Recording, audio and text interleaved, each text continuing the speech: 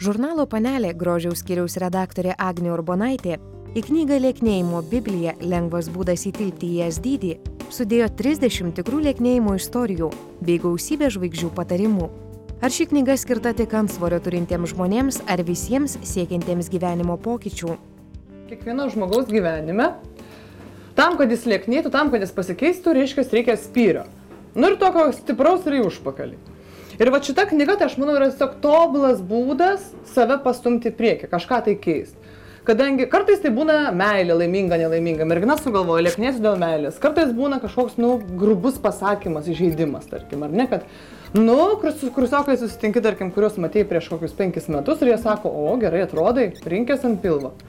Ir trečias dalykas, tai yra pozityvus kažkoks postumis. Tai va, tai yra knyga, mano nuomonė.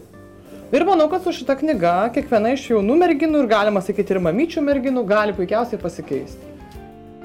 Kokiais principais pagrįsta knyga ir kokių specialistų rekomendacijas rasime Lieknėjimo Biblijoje? Struktūra ir tokia, tai yra maistas, mityba. Ką daryti, kaip sutvarkyti savo šaldytuvą, kad jisai nekenktų, o padėtų.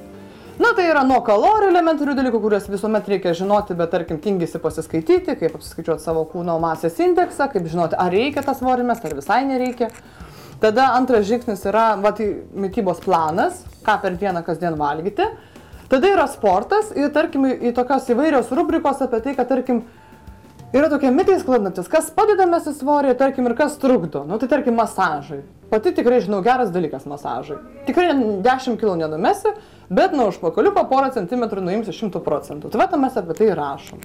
Dietos, tyčiojamės iš dietų garsiausių, kurių laikosi žvaigždės.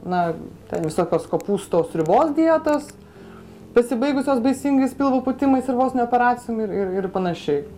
Mes dirbame su Valdemaru Kavaliausku. Iš tiesų tai yra sporto magistras, sporto ir mitybos specialistas. Jis dirba ten 15 metų šitoje srityje. Jisai tiesiog taip labai irgi ūkiškai. Ką daryti, ko nedaryti. Be jokių ten pavirvenimus, be jokių kažkokių tai nuobodžių patarimų, jisai tiesiai šviesiai. Jisai sudarė puikų iš tiesų mitybos planą. Ką per dieną valgyti, kad nepradėtų svoris per greitai kristi ir kad jis kristų efektyviai.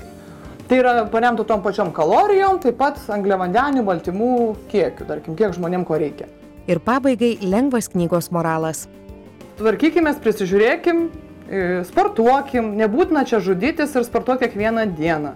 Nebūtina sėdėti ant salotų, nesąmonė, bet truputėlį prisižiūrėti reikia. Ir svarbiausia, kad tai nėra sunku.